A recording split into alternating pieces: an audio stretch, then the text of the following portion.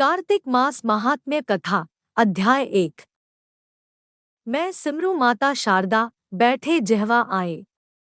कार्तिक मास की कथा लिखे कमल हर्षाय नैमिषारण्य तीर्थ में श्री सूत जी ने 88,000 सनकादि ऋषियों से कहा, अब मैं आपको कार्तिक मास की कथा विस्तार पूर्वक सुनाता हूँ, जिसका श्रवण करने से मनुष्य के सभी पाप नष्ट हो जाते हैं और अंत समय में वैकुंठ धाम की प्राप्ति होती है। सूत जी ने कहा, श्री कृष्ण जी से अनुमति लेकर देवर्षि नारद के चले जाने के पश्चात सत्यभामा प्रसन्न होकर भगवान कृष्ण से बोली, हे प्रभु, मैं धन्य हुई, मेरा जन्म सफल हुआ। मुझ जैसी त्रैलोक्य सुंदरी के जन्मदाता भी धन्य है, जो आपकी 16,000 स्त्रियों के बीच में आपकी परम प्यारी पत्नी बनी। मैंने आपके साथ नारद जी को वह कल्पवृक्ष आदि पुरुष विधिपूर्वक दान में दिया, परंतु वही कल्पवृक्ष मेरे घर लहराया करता है। यह बात मृत्युलोक में किसी स्त्री को ज्ञात नहीं है। हे त्रिलोकीनाथ, मैं आपसे कुछ पूछने की इच्छुक हूँ। आप मुझे कृपया कार्तिक महात्म्य की कथा विस्तार पूर्वक सुनाइए, जिसको सुनकर मेरा हित हो और जिसके करने से कल्प पर्यंत भी आप मुझसे विमुख न हो। सूत जी आगे बोले, सत्यभामा के से वचन सुनकर श्री कृष्ण ने हंसते हुए सत्यभामा का हाथ पकड़ा और अपने सेवकों को वहीं रुकने के लिए कहकर विलासयुक्त अपनी पत्नी को कल्पवृक्ष के नीचे ले गए। फिर हंसकर बोले, हे प्रिय, 16,000 रानियों में से तुम मुझे प्राणों के समान प्यारी हो। तुम्हारे लिए मैंने इंद्र एवं देवताओं से विरोध किया था। हे कांते, जो बात तुमने मुझसे पूछी है उसे सुनो। एक दिन मैंने श्री कृष्ण तुम्हारी सत्यभामा इच्छापूर्ति के लिए गरुड़ पर सवार होकर इंद्रलोक जाकर कल्पवृक्ष मांगा। इंद्र द्वारा मना किए जाने पर इंद्र एवं गरुड़ में घोर संग्राम हुआ और गौलोक में भी गरुड़ जी गौओं से युद्ध किया। चोंच की चोट से उनके कान एवं पूंछ कटकर गिरने लगे, जिससे 3 वस्तुएं उत्पन्न हुई।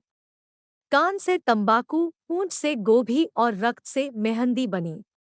इन तीनों का प्रयोग करने वाले को मोक्ष नहीं मिलता। तब गौओं ने भी क्रोधित होकर गरुड़ पर वार किया, जिससे उनके 3 पंख टूटकर गिर गए। इनके पहले पंख से नीलकंठ, दूसरे से मोर और तीसरे से चकवाचकवी उत्पन्न हुए। हे प्रिय, इन तीनों का दर्शन करने मात्र से ही शुभ फल प्राप्त हो जाता है। यह सुनकर सत्यभामा ने कहा, हे प्रभु, कृपया मुझे मेरे। श्री कृष्ण ने कहा, हे प्रिय, अब मैं तुम्हारे द्वारा पूर्व जन्म में किए गए पुण्य कर्मों को विस्तार पूर्वक कहता हूँ, उसे सुनो। पूर्व समय में सतयुग के अंत में मायापुरी में अत्रिगोत्र में वेदवेदांत का ज्ञाता देवशर्मा नामक एक ब्राह्मण निवास करता था। वह प्रतिदिन अतिथियों की सेवा, हवन और सूर्य भगवान का पूजन किया करता था। वह सूर्य के समान तेजस्वी था। वृद्धावस्था में उसे गुणवती नामक कन्या की प्राप्ति हुई। उस पुत्रहीन ब्राह्मण ने अपनी कन्या का विवाह अपने ही चंद्र नामक शिष्य के साथ कर दिया। वह चंद्र को अपने पुत्र के समान मानता था और चंद्र भी उसे अपने पिता की भांति सम्मान देता था। एक दिन वे दोनों कुश व समिधा लेने के लिए जंगल में गए। जब वे हिमालय की तलहटी में भ्रमण कर रहे थे, तब उन्हें एक राक्षस आता हुआ दिखाई दिया। उस राक्षस को देखकर भय के कारण उनके अंग शिथिल हो गए और वे वहां से भागने में भी असमर्थ हो गए। तब उस काल के समान राक्षस ने उन दोनों को मार डाला। चूंकि वे धर्मात्मा थे, इसलिए मेरे पार्षद उन्हें मेरे वैकुंठ धाम में मेरे पास ले आए। उन दोनों द्वारा आजीवन सूर्य भगवान की पूजा किए जाने के कारण मैं दोनों पर अति प्रसन्न हुआ। गणेश जी, शिव जी, सूर्य व देवी, इन सब की पूजा करने वाले मनुष्य को स्वर्ग की प्राप्ति होती है। मैं एक होता हुआ भी काल और कर्मों के भेद से 5 प्रकार का होता हूँ।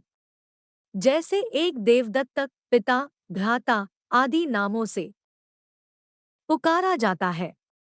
जब वे दोनों विमान पर आरूढ़ होकर सूर्य के समान तेजस्वी, रूपवान, चंदन की माला धारण किए हुए मेरे भवन में आए तो वे दिव्य भोगों को भोगने लगे।